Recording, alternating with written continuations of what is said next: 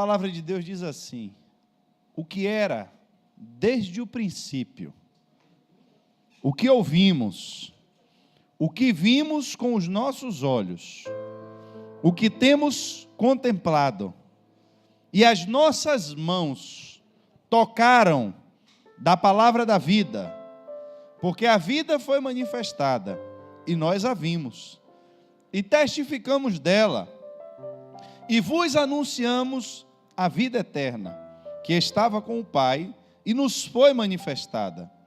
O que vimos e ouvimos, isso vos anunciamos, para que tenhais comunhão conosco, e a nossa comunhão é com o Pai e com o seu Filho, Jesus Cristo. Feche seus olhos. Pai, estamos aqui nessa noite, Deus, porque compreendemos, meu Pai, perfeitamente a verdade do mundo do Espírito que nos envolve quando entramos, Senhor, nessa dimensão. Meu Pai, precisamos que cada vez mais a Tua igreja, Senhor, retome aquilo que tem sido roubado, meu Pai, que a sua identidade, meu Deus, como casa, meu Pai, consagrada para o agir do Teu Espírito Santo, como um local, meu Deus, que é dedicado, meu Pai, à invocação do nome de Jesus, local, Senhor, onde as pessoas que adentram possam experimentar, meu Pai, a dimensão que há no céu, local onde o que há, Senhor, de existente, a dimensão e a atmosfera do Teu reino, vem, Senhor, e se manifesta também nesta dimensão em nosso meio. Meu Pai, essa realidade, meu Pai, que nós precisamos resgatar no culto ao Senhor. Precisamos compreender a verdade, Senhor, e a realidade do ambiente espiritual que esse lugar se torna quando nós começamos a invocar o nome de Jesus. Oh, Pai, precisamos, Senhor, e só o Senhor é quem pode, meu Pai, fazer chover sobre a terra. É só o Senhor, meu Deus, quem pode fazer o que está no céu ser revelado na terra. É só o Senhor quem pode vir a nós, Senhor, com o Teu reino. Nós não temos, Senhor, como ir até onde o Senhor está, mas o Senhor disse que viria até nós quando nós invocássemos o Senhor. Que o Senhor, meu Pai, ache graça diante dos nossos olhos, para que o Senhor, meu Deus, tenha misericórdia da Tua igreja e esteja sempre presente em nosso meio, se manifestando, se revelando, meu Pai, curando, Senhor, batizando, meu Pai, e fazendo com que o Teu nome seja glorificado, em nome de Jesus. Na quarta-feira, queridos, eu encerrei a primeira parte dessa ministração, falando sobre o testemunho de Cristo a respeito da existência de Deus. Os que estavam aqui presentes receberam essa palavra. Se você não pegou, você pode assistir para contextualizar o que eu vou falar nessa noite. Nós, de forma rápida e sucinta, chegamos ao entendimento de que Deus enviou o seu Filho à terra com um dos propósitos também de dar testemunho da verdade da sua existência. A vinda de Jesus ao mundo é o testemunho. Jesus, ele é apontado como a testemunha fiel, porque a vinda e a manifestação dele em carne é a prova visível da existência do Deus invisível. Mas, como eu disse a vocês, o fim do ministério de Jesus em carne nessa terra foi evidente para todos. Jesus, ele não se encontra mais nessa dimensão em carne. A Bíblia diz que depois da sua ressurreição, Jesus foi assunto aos céus. E a sua igreja aguarda o seu retorno em carne a esse mundo. A Bíblia diz que todo olho verá, até aqueles que o transpassaram, mostrando que quando Cristo voltar a esse mundo, agora no seu corpo glorificado, a humanidade vai entender e compreender que tudo que foi dito a respeito dele, que tudo que foi dito a respeito de Deus, era verdade, porque aquele que foi morto, ele viveu e voltará, mas enquanto estamos nesse período em que Cristo foi assunto aos céus, ele não deixou a sua obra sem testemunho. E aqui eu quero que você entenda antes de nós compreendermos qual é o testemunho que eu e você precisamos dar, eu preciso diferenciar um pouco para você essa palavra. A sexta-feira nós estávamos aqui no culto quando o nosso irmão Bruno falou a respeito dos diáconos que foram instituídos na igreja e precisavam ser homens de bons testemunhos, não foi isso, Bruno? Homens de bons testemunhos, de boa reputação. Essa palavra, quando nós usamos ela dessa forma, ela tem a ver com a condição pessoal do cristão. Alguém que tenha um bom testemunho significa que é uma pessoa que age em conformidade com os princípios, com os valores, com os parâmetros que Cristo ensinou para que cada um o seguisse. Mas o testemunho que eu quero falar a você nessa noite, ele vai além da simples concepção de uma questão moral, de uma questão comportamental, de uma questão de padrões humanos.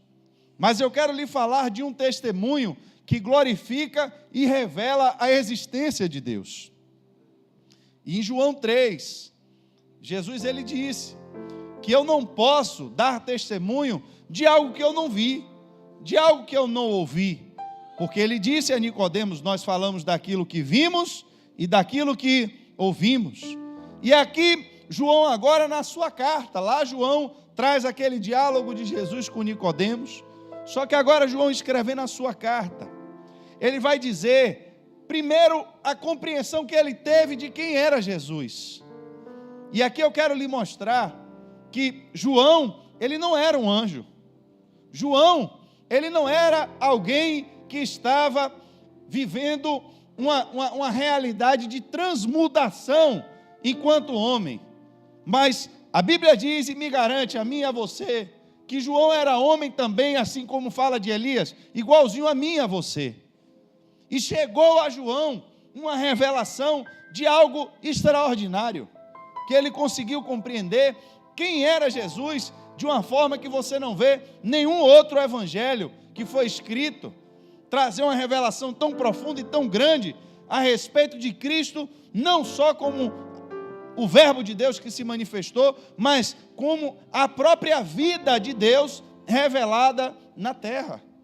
Ele diz a respeito daquele que era desde o princípio, aquele que ouvimos. Aqui vem a primeira observação. Nós ouvimos e nós vimos com os nossos olhos o que temos contemplado, e as nossas mãos tocaram na palavra da vida. Ele vai dizer de novo: o que vimos e ouvimos, é isso que vos anunciamos. E aqui, queridos, eu preciso entender, você precisa entender isso, que quando nós entramos na igreja, a sensação de quem está no mundo é que você está entrando para uma religião. A sensação de quem está no mundo é que você entra nesse lugar para obedecer regras de convívio social. É por isso que eu fiz questão de distinguir para você no início, que eu não estou falando do bom testemunho que todo cristão tem que dar, do seu aspecto moral, como você tem que dar um testemunho de bom cidadão. Bom cristão, bom cidadão, você tem que ter um bom testemunho nesse aspecto. Mas aqui eu estou falando de uma realidade, que quando alguém entra em um ambiente espiritual, de alguma forma, essa pessoa ela tem que ser impactada e ela tem que compreender a manifestação de um espírito. Eu não posso querer transformar a igreja em uma sala de aula.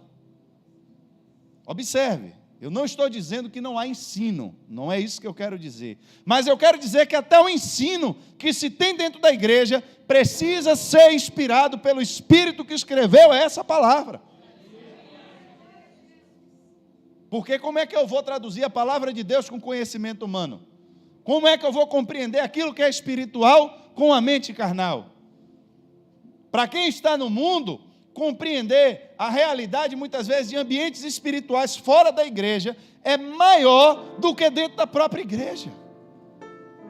Em determinados lugares que eu entro com a compreensão perfeita. Aquele lugar ali, tem um espírito ali. Eu mexo com o espírito aqui. E às vezes dentro da igreja eu perdi essa visão. Perdi essa concepção.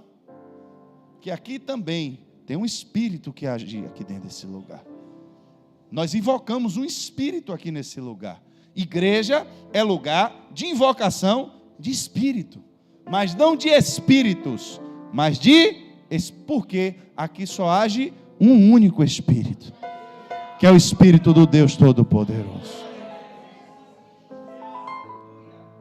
Quando eu tenho comunhão com um espírito, quando eu tenho comunhão com esse espírito, eu vou viver experiências e vou viver realidades que são espirituais.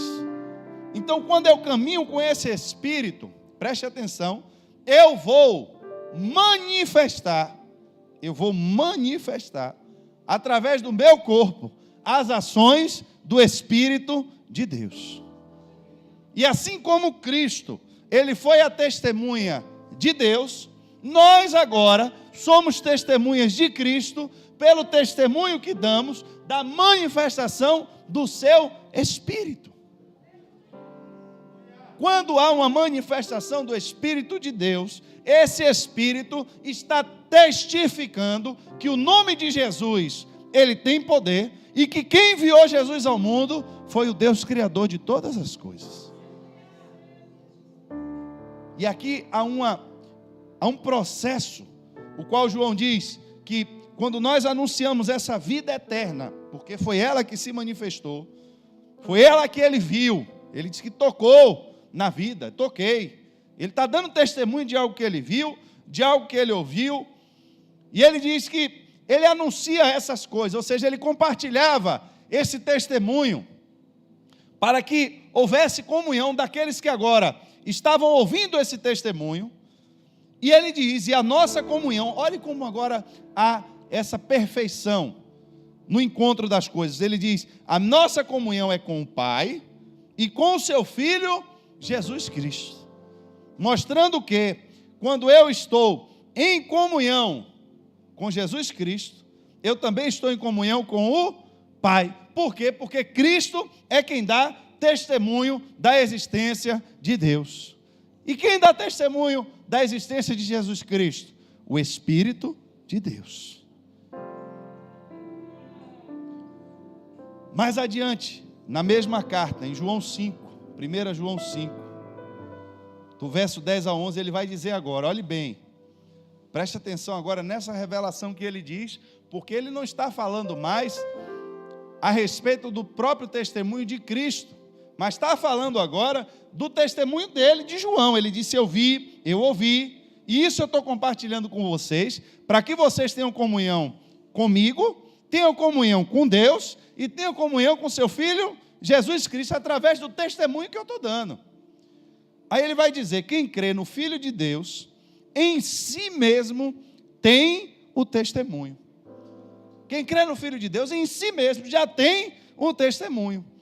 Porque quem a Deus não crê, o fez mentiroso, porque não creu no testemunho que Deus deu de seu Filho. E o testemunho é esse, olha aí agora, qual é o testemunho? É esse aí, que Deus nos deu a vida eterna, e que esta vida está em seu Filho. Queridos, aqui você agora está sendo direcionado, está sendo levado a compreender qual é a verdade que existe por detrás da porta de uma igreja. Você está sendo levado a descobrir, a se aprofundar na realidade e na verdade que existe por trás de uma palavra crente. Você está sendo levado a descobrir e a se aprofundar no porquê as pessoas largam tudo no mundo e elas simplesmente entram agora em uma nova dimensão de vida e elas mudam a sua forma de viver porque elas compreenderam algo que antes elas não tinham compreendido. E o que é, pastor? A verdade que João está nos revelando é que quando você tem comunhão com Deus, com o seu Filho, você ouve esse testemunho e você passa a ter esse testemunho em você, tudo isso está direcionado a uma única coisa. Porque, preste atenção, Deus mandou o seu Filho e deu testemunho do seu Filho. Seu Filho foi para o céu, deixou agora as suas testemunhas. Para testemunhar o quê? A existência de Deus. E o que é a existência de Deus? Ele diz, a manifestação da vida eterna. Deus se manifestou. E o que é Deus? Deus é uma vida eterna, está aqui. E o que é que Ele tem para mim e para você? Que testemunho é esse? Vida eterna. Por que é que eu preciso saber disso, pastor? Porque se você não compreendeu isso, eu vou lhe dizer algo que possa ser muito forte para você nessa noite. Não adiantou nada você entender o resto. O que, pastor? Exatamente isso que eu estou lhe dizendo. Se você não entendeu isso aqui dentro do Evangelho, se você não entendeu que o propósito de tudo dentro do Evangelho está aqui nesse versículo, está na hora de você repensar a sua vida como crente. Porque talvez você tenha seguido Jesus até hoje pelo motivo errado.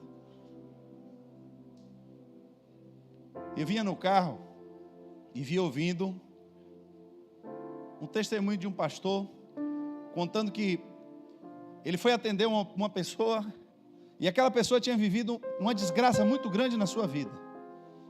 Um ladrão tinha entrado na casa de um casal de cristãos e, além de espancar a mulher do rapaz, aquele ladrão estuprou aquela mulher diversas vezes ali.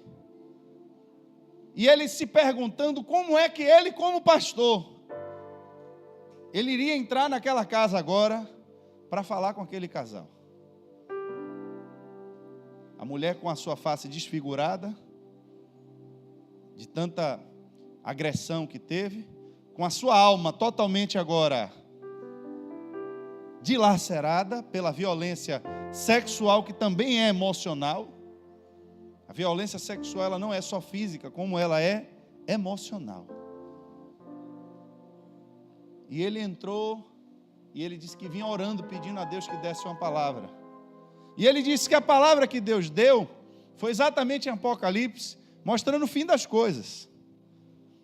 Que chegará o dia que não haverá mais dor, que não haverá mais choro, que não haverá mais pranto, que Deus enxugará dos nossos olhos todas as lágrimas, porque Ele nos dará um corpo transformado e uma vida eterna. Isso é compreender, queridos, e ele dizia, são palavras dele, mas que eu me aproprio nessa noite para compartilhar com você, que às vezes na minha e na sua história, quando nós sabemos o fim que nos espera, olhar para o fim nos encoraja para tomarmos decisões hoje. Quando eu compreendo o caminho aonde está me levando, e quando me falta força nesse caminho, quando me falta coragem nesse caminho, alguém me lembrar para onde eu estou indo, me reforça o ânimo para que eu possa continuar caminhando. Mas quando eu entendo a igreja como um lugar de ser melhor do que os outros, como eu entendo na igreja como um lugar de eu entrar só para Deus encher o meu bolso de dinheiro, quando eu entendo a igreja como um lugar que eu vou entrar para ter mais sorte do que os outros, quando eu entendo a igreja como um lugar simplesmente que se tudo lá fora para mim deu errado, eu vou entrar aqui porque possa ser que aqui dentro pelo menos as pessoas gostem de mim, me tratem melhor. Eu me dei bem na igreja, as pessoas gostam de mim, elas me abraçam. Talvez você ainda não tenha entendido o principal. Nós não estamos aqui, queridos, porque a igreja é um lugar legal. Nós não estamos aqui porque vir para a igreja nos torna melhor do que as pessoas lá fora. Somos cabeça e não cauda. Nós não estamos aqui porque você traz seu dízimo, coloca nesse gasofilaço e quando sai dali você tropeça num saco de dinheiro. Nem que você tenha usado um fuzil para roubar do banco do carro forte. Porque hoje a coisa está assim. Infelizmente. A pessoa vai de manhã, faz uma campanha e de noite vai para o bar vender cachaça para os outros e quer que Deus prospere o negócio dele. Perdemos a referência das coisas. Porque o que vale é o resultado.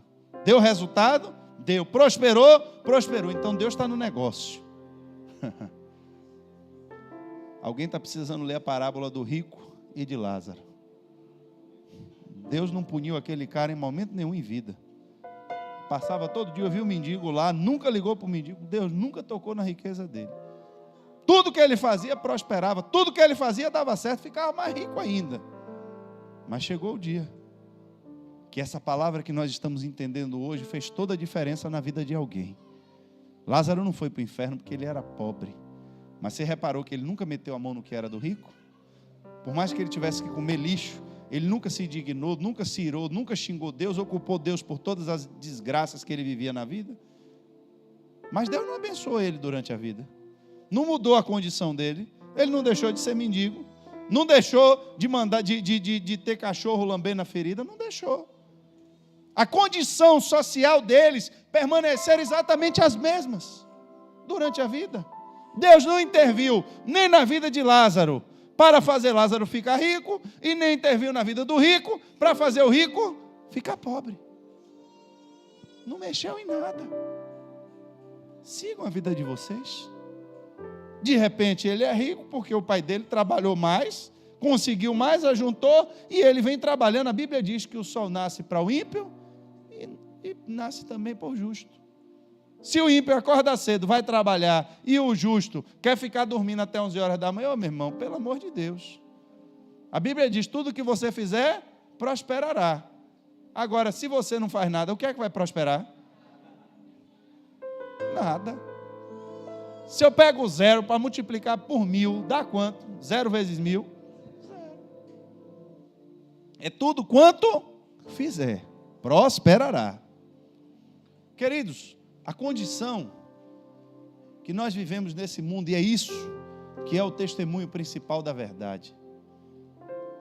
Tudo que você puder viver nessa terra, todas as experiências de fama, de glória, de sucesso, como também de dor, de tristeza, de sofrimento.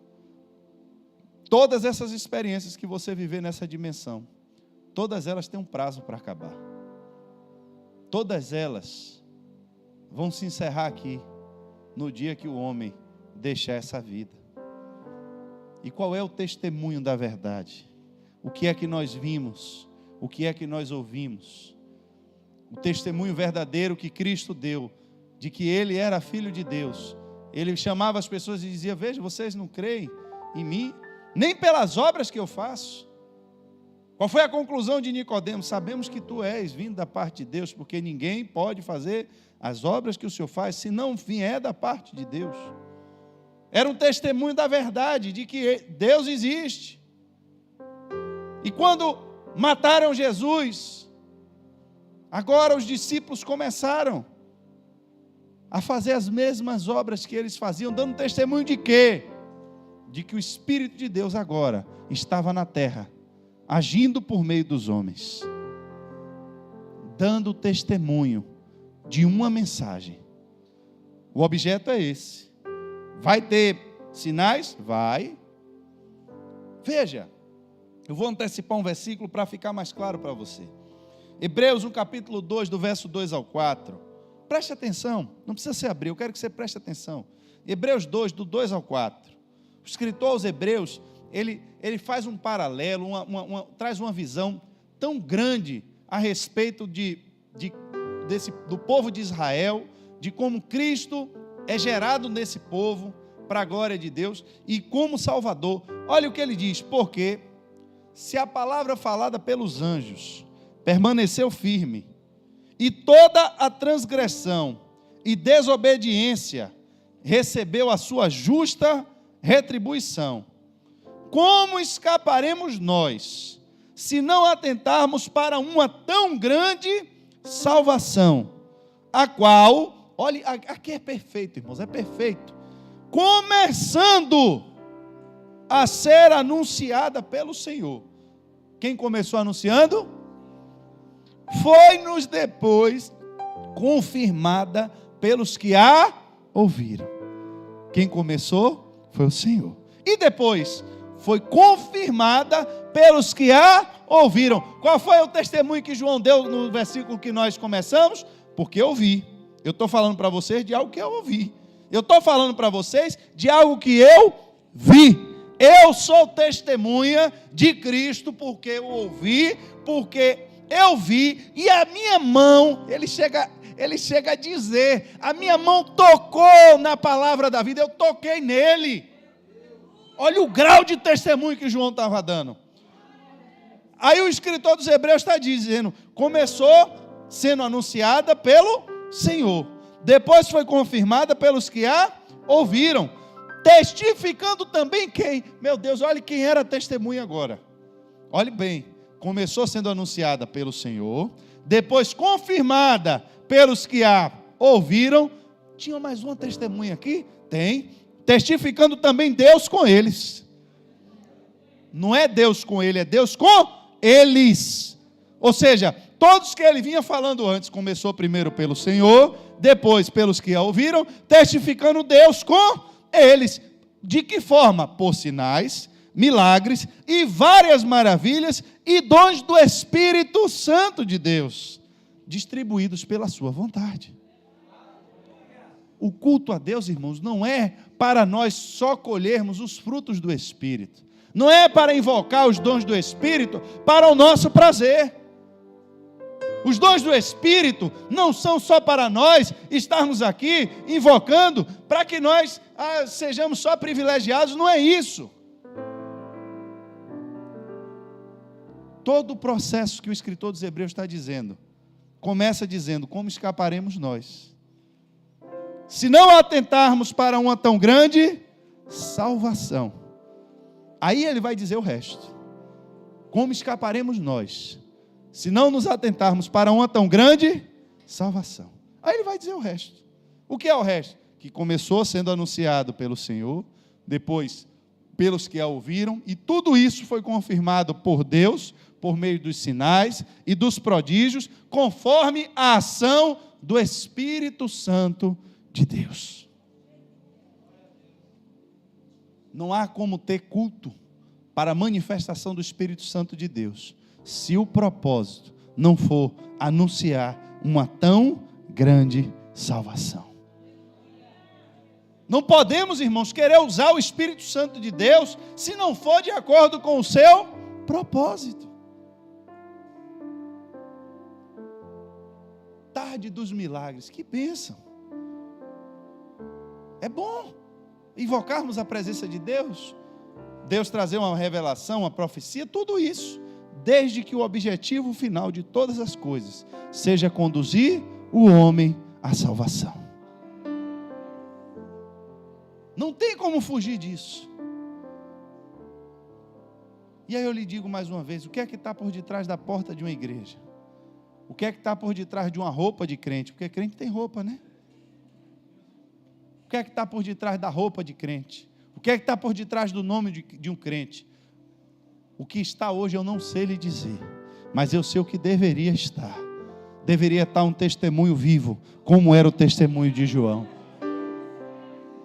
Eu sou do tempo ainda que as pessoas davam testemunho de como elas encontraram Cristo Jesus, de como foi a experiência de encontrar na sua vida o encontro que elas tiveram com a verdade. Eu ainda sou desse tempo, do tempo do Walkman, do quitute, né? Sou desse tempo. Eu sou desse tempo. Do tempo em que as pessoas elas tinham testemunho. Por que é que você é crente? O que é que você está fazendo aqui? Por que é que você veio para a igreja? As pessoas diziam: porque um dia eu estava nas trevas e vi brilhar a luz. Eu vivia dessa forma e alguém pregou para mim o evangelho da verdade, e quando pregou eu entendi e compreendi que eu estava perdido e que eu precisava me salvar. E o que é que você está fazendo dentro da igreja? Eu estou buscando a minha salvação.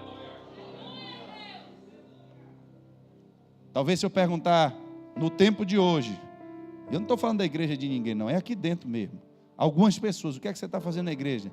Estou buscando a prosperidade, estou buscando um carro novo, estou buscando um emprego melhor. Irmãos, entendam uma coisa, eu já disse isso aqui mais de 10 vezes, quem tem interesse em lhe abençoar é Deus.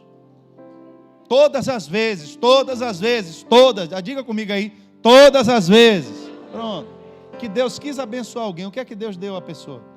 Vai ler a Bíblia. Deus se agradou de Salomão. O que é que você quer, Salomão? Quero sabedoria. Pois bem, eu vou lhe dar dinheiro. Pronto. Daniel, meu filho, gostei de você. Vou lhe dar um bom emprego. Quem colocou Daniel lá? Foi Deus. José, meu filho, você, nota 10 para você. Vai virar governador do Egito. Quem colocou ele lá? Deus. Quando Deus quer abençoar você, irmãos, não tem ninguém que impeça. Mas a pergunta é, será que se Deus lhe abençoar, você não troca Deus pela bênção? Porque tem pessoas que só entram na igreja para resolver um problema. Minha mulher me largou, eu vou para a igreja. Aí vem. Você está pensando que eu vou tomar até uma água depois dessa.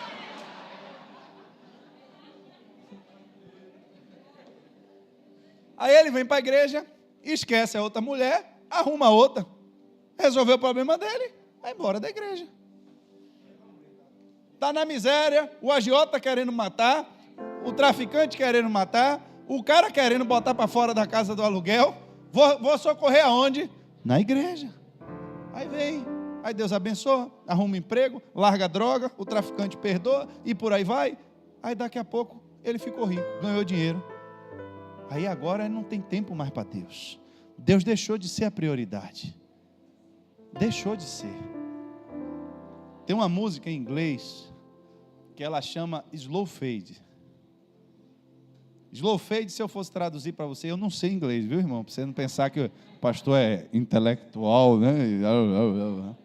Mas eu ouvi a tradução. É como se fosse você cair devagar, né?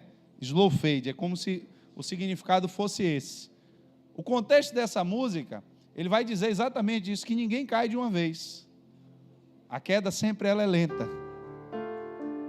O afastar de Deus sempre é lento. Nós vamos mudando o nosso comportamento diante de Deus. E o que é que nos falta?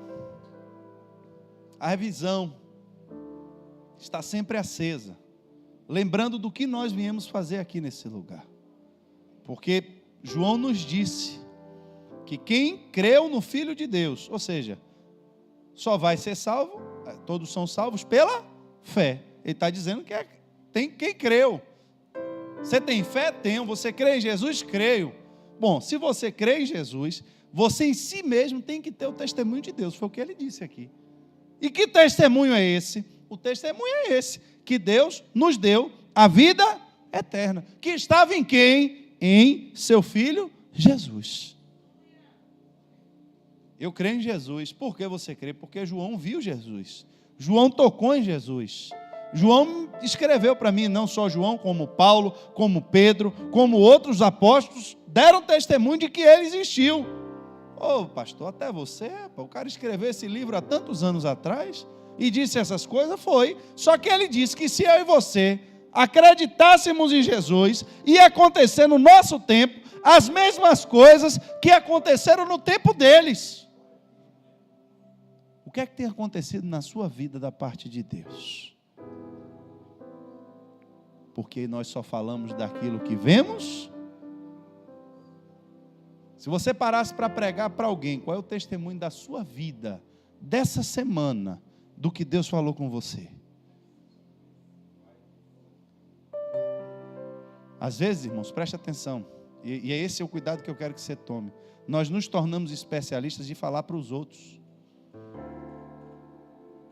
Nós nos tornamos especialistas de trazer revelação para os outros. Tem pessoas que têm uma eloquência fantástica, que poderiam não estar na igreja, poderiam estar em qualquer lugar. E se eu desse um texto para essas pessoas, elas conseguiriam falar, gritar, pular, lhe emocionar, você ia chorar até. Mas a pergunta é, isso lhe convenceria de que Jesus está vivo?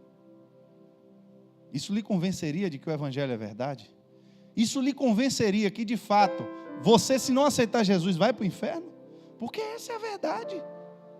Esse é o testemunho. Meu filho, por que você não vive na prostituição? É ruim viver a prostituição? Meu irmão, se alguém disser que é ruim, eu vou até aceitar a sua opinião. Mas se fosse ruim, não tinha muita gente largando a vida eterna para se entregar à prostituição. Usar droga é ruim? Meu irmão, tem gente dando a vida dele pela droga. E por que os crentes não fazem isso? Porque eles entenderam que Jesus está vivo. E se eles acreditam que Jesus está vivo, acreditam que o Espírito de Deus está no meio deles. E se eles acreditam no Espírito, eles acreditam que o Espírito é santo. E que se o Espírito é santo, eles não podem viver mais no meio do pecado. E se eu vivo agora a minha vida para agradar a Deus, é porque eu compreendi que a minha vida se tornou um testemunho vivo da minha fé. Não é, irmãos, uma questão de obedecer o que a igreja diz. Porque se eu entendo o que a igreja diz, eu posso cometer alguns pecadinhos, porque eu acho que a igreja não pode ser tão rigorosa assim. A igreja diz que não pode mentir, mas uma mentirinha, né? O pastor nem viu. Paulo não viu. É porque você está tentando obedecer, irmãos, à igreja. Como se a igreja estivesse impondo regras para vocês. Não toque, não manuseie, né? A igreja está criando regras. Você não pode ir para o carnaval, você não pode beber, você não pode fumar. A igreja está criando regras. Não é isso, você não entendeu ainda. Você não entendeu ainda. Existe um Espírito que está vivo. E você só vai ser salvo se esse Espírito estiver em você. E para ter comunhão com esse Espírito, não é invocar o Espírito no dia que eu vou para a igreja, dar meu show. Ei! Espírito Santo, o Senhor me espera que hoje é dia de eu fazer, amanhã vai acontecer, hoje eu tenho isso para fazer, mas na quarta-feira eu vou estar na igreja pregando, então, o Senhor, por favor, me espere lá na igreja, que a gente vai fazer o nosso show.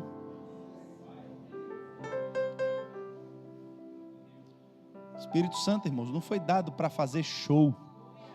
Espírito Santo não foi feito para que nenhum homem atraia a glória de Deus para si. O Espírito Santo foi dado como testemunha, está aqui, de que Deus dá testemunho também daqueles que ouvem e obedecem a sua palavra. Então eu entendo que obedecer a palavra de Deus não é obedecer regra de igreja. Para eu fazer parte da igreja, eu preciso obedecer o que a igreja diz, esqueça isso. Viva do jeito que você quiser, se você entrar aqui ou sair daqui, o problema não é meu, o problema é seu. Porque você pode enganar o pastor, você pode enganar o levita, você pode enganar o obreiro, mas um dia eu lhe garanto que você vai comparecer diante do trono de Deus. E naquele dia, quando você comparecer diante de Deus, o que é que você vai testemunhar diante dele? Aquele que vai lhe julgar até pelos seus pensamentos. Pelos pensamentos. Viste o que disse os antigos? Viste. Aquele que adulterar, certamente? Pois eu vou dizer agora, que aquele que olhar e no seu pensamento desejar, mas ninguém viu. Eu estava lá na porta da igreja, do lado do pastor, o pastor nem viu que eu dei uma olhada no movimento que passou na rua. O pastor não viu, mas Deus viu. Está anotado no livro dele lá. E aí, meu irmão, naquele dia tal assim, você olhou, e aí? Deus vai julgar você pelo que você fez, pelo que você pensou.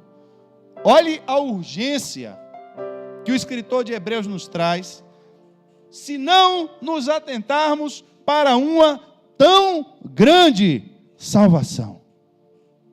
Quando Cristo dava testemunho de Deus e da existência do Pai, ao mesmo tempo ele dava testemunho do juízo de Deus também que haveria de vir sobre a terra.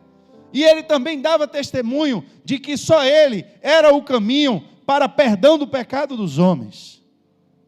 E a igreja tinha que seguir, tem que seguir exatamente a mesma linha. Qual era a pregação de João Batista? Arrependa-se dos seus pecados. A Bíblia diz que Jesus começou a pregar. Qual era a pregação de Jesus? Arrependa-se dos seus pecados. Qual deve ser a pregação da igreja? Se arrependa dos seus pecados. Deixe a sua vida de pecado. Faça uma aliança com Deus. Invoque o nome de Jesus em sua vida. Sinta a presença de Deus no seu meio, no meio da sua vida, nas suas coisas, nas suas... Você tem que ter o Espírito Santo de Deus em sua vida. Por quê, pastor? Porque há um juízo anunciado. E todas as vezes que o Espírito de Deus se manifesta na terra, é dando testemunho de que essa palavra é verdade. Dando testemunho de que o juízo de Deus há de vir. E que o juízo de Deus não respeita se você é rico, se você é pobre. Pai Abraão, diga, meu filho, qual é o seu problema? Para mim não tem mais jeito. Não tem mais mesmo não. Mas manda pelo menos um homem tocar na minha língua. Meu filho, a decisão era lá. Do lado de cá, foi estabelecido entre nós e vós um grande, de sorte de quem está desse lado não passa para o outro, e quem está do outro não passa por de lá. Mas pai Abraão, eu estou ardendo em chamas. Eu não posso fazer mais nada por você. Então pai Abraão, ainda tem um parente meu que está lá. Pede então, por favor, que mande alguém lá para avisar eles o que eu estou sofrendo. Para dizer a eles que tudo que existia aqui era verdade. Tudo que a gente ouviu era verdade, porque eles estão levando a coisa na brincadeira. Não estão levando a sério. E se eles continuarem do jeito que estão, eles vão vir exatamente para o mesmo lugar que eu estou. Abraão diz, olha filho, lá eles têm Moisés e os profetas, já está tudo escrito. Mas eles não estão levando a sério, pai Abraão. Olha, ainda que um dos mortos ressuscite, eles não vão acreditar. A igreja dá testemunho da ressurreição de Cristo. Aqui dentro, o Espírito de Deus, o testemunho é da ressurreição de Cristo. O aleijado começou a pular dentro da igreja. Começou a pular. E aí, qual foi o caso aí? Por que vocês estão olhando para a minha cara? Rapaz, que Pedro. Porque se fosse no tempo de hoje, aí Pedro ia dizer, abre logo uma rede social aí, João, que o negócio está... Não é? Era. Igreja de Pedro dos últimos dias. Pronto, Pedro. Ou então, igreja dos superapóstolos, Pedro e João. E aí, um do lado tirando a foto assim, e o outro do lado assim, né? Já. Edição especial do culto, empunhadura de mãos para os aleijados. Ia estar assim, ó. Me diga, não é o que está acontecendo? Não é isso aí? Não é? O aleijado, meu irmão, de nascença, 40 anos na porta do negócio. Quem todo testemunha que o cara era aleijado estava assim, ó. Festival das muletas, e aí? O templo no outro dia está vazio, a igreja de Pedro e João, ó, lotada. Mas quando a galera caiu para cima dele, vem cá, meu irmão, o que foi isso aí? Ele disse, por que você está olhando para mim? Aqui, tapa na cara, bem dado. Por que você está olhando para mim? Você acha que eu tinha capacidade de fazer isso aqui? Eu não. Quem fez isso aqui? Olha para aí, velho. Olha para aí. Aqui. Rapaz, isso é profundo demais. Tem gente que Deus usa para falar uma bobagemzinha com um aqui, com o outro. O cara já sai aqui por dentro da igreja com o peito parecendo um... Não é?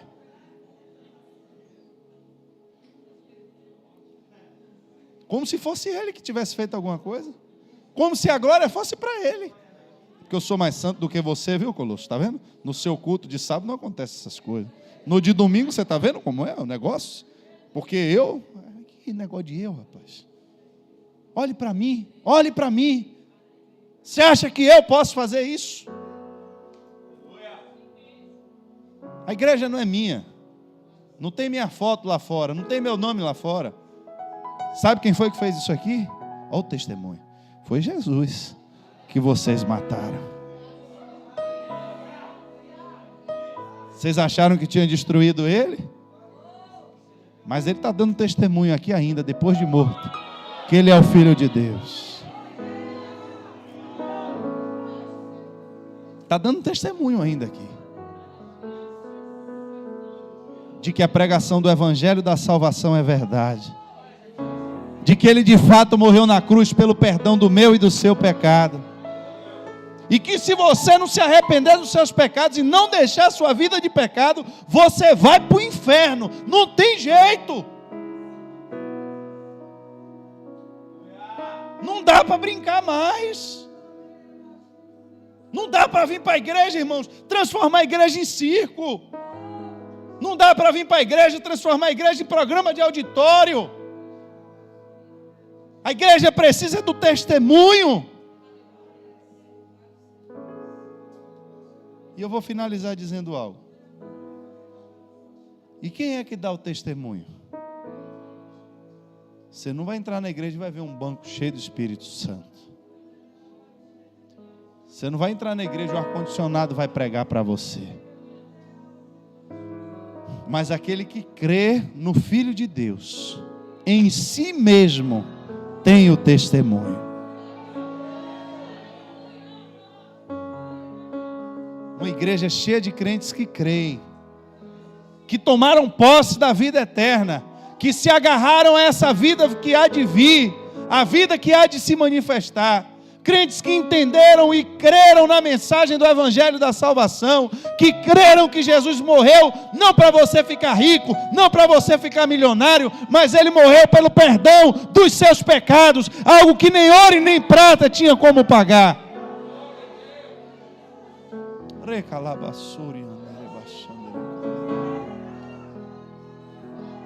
Uma igreja cheia de crentes, cheia do Espírito Santo, ela manifesta a multiplicidade dos dons do Espírito de Deus.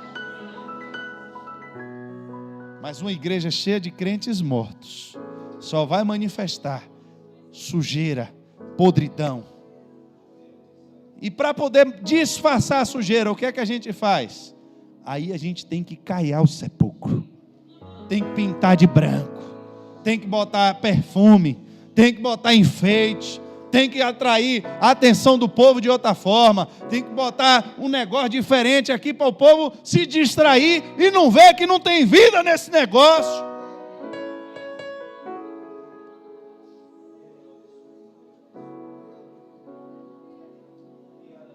Eu não sei o que é que acontece. Eu não sei o que é que acontece. Mas é algo interessante. A gente chega aqui, essas flores, elas são lindas. Você olhando de longe. Mas é engraçado que para nós, nunca tem a beleza de uma flor original. Você já reparou isso? Por mais que as flores artificiais, elas sejam lindas, sejam perfeitas, tenham uma coloração linda, mas quando você chega perto, não sei porquê, mas não lhe convence da mesma beleza, como se elas fossem naturais. Já reparou? Se você chegasse nessa noite e contemplasse um buquê desse de rosas, verdadeiras, a beleza é diferente. É diferente. O Evangelho de verdade, quando ele é vivo, quando o Espírito de Deus ele está no meio da igreja, quando ele fala, quando você ouve, quando você sente queimar dentro de você, é diferente.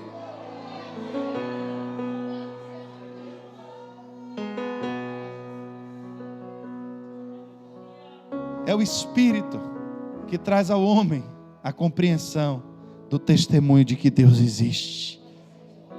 Porque isso não vem porque você estudou, mas isso vem pela fé. E quando o homem desenvolve fé no coração e crê agora no testemunho de Deus, ele tem uma experiência com Deus. Deus se revela a ele. Ele abre o seu coração para Deus e diz: olha, Deus, eu compreendi que a minha vida aqui é passageira. Por mais que eu ganhe o mundo inteiro, eu não vou poder fazer nada pela minha alma. Mas o Senhor me prometeu uma vida eterna e deu testemunho através do seu Filho, através da sua igreja e através do seu Espírito. E hoje, pela fé, eu creio nisso. Você recebe em si agora a alegria da salvação e a certeza da vida eterna. E os seus problemas, aí Paulo diz, vão ser problemas passageiros. Quem vive nesse mundo agora, vive compreendendo que aqui você vai ter tribulações. Mas todas as vezes que o seu momento quiser lhe parar, todas as vezes que as experiências ruins quiserem segurar o seu pé, você vai buscar força em Deus, porque você já sabe para onde você está indo e já sabe o que Ele lhe prometeu lá na frente.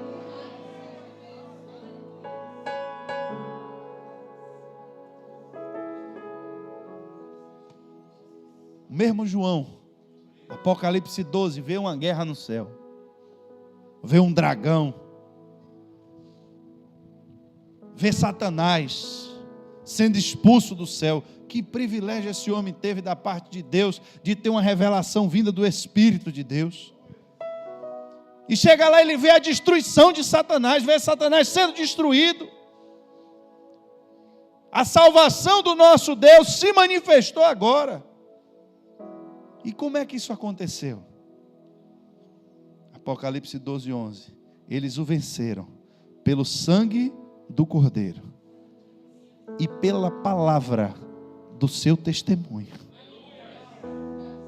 Eles creram no testemunho do Cordeiro de Deus, que foi pregado primeiro pelo Senhor, depois por aqueles que o viram e o ouviram, e tiveram como testemunha o próprio Deus, pelos sinais e milagres que se operaram por intermédio do seu Espírito. E o que é que essas pessoas fizeram depois disso? Receberam em si o perdão dos pecados pelo sangue do Cordeiro, tiveram fé pela palavra do seu testemunho. Quando isso se torna uma verdade na vida do crente, é esse resultado aqui que vem agora. E não amaram as suas vidas até a morte. Por quê, pastor? Porque eles trocaram a vida desse mundo, deram essa a Deus, porque agora eles queriam a vida eterna. Se você veio para a igreja, irmãos, com qualquer outro intuito, com qualquer outro objetivo, eu lhe digo, hoje é noite de você mudar o seu pensamento. Fique de pé nessa noite.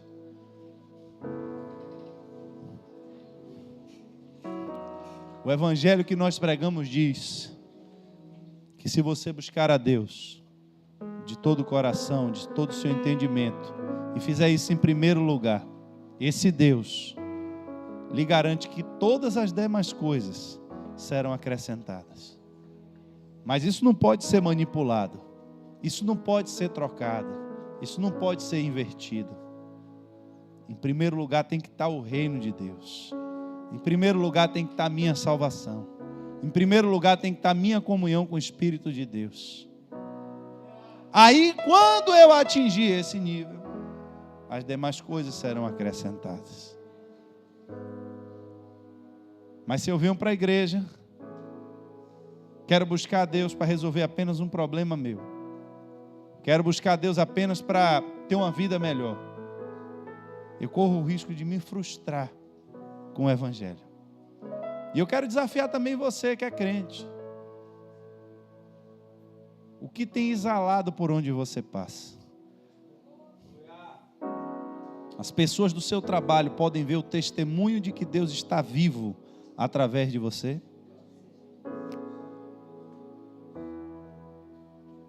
Paulo está pregando, não era nem para falar isso, já são 8h10, mas eu vou falar. Deve ter um endereço, né, Paulo? Paulo está pregando e falando das coisas grandes que Deus tinha feito. Porque onde eu vim, Deus fez, Deus curou, Deus salvou. Daqui a pouco um jovem despenca lá de cima, cai no chão morto. Vai ter que parar o culto, porque agora a gente vai ter que levar o defunto. Mas a pregação e a teoria e tudo que... Mas agora o cara está morto, vai fazer o quê? Paulo diz, o mesmo Deus de ontem é o mesmo Deus, não mudou, ele não muda, não há sombra, não há variação nele. O jovem está vivo, meu filho, levanta aí, que eu tenho que voltar a pregar.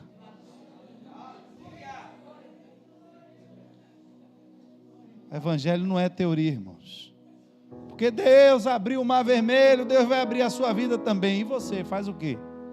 Você entra onde nessa história? Porque Deus vai fazer, e você?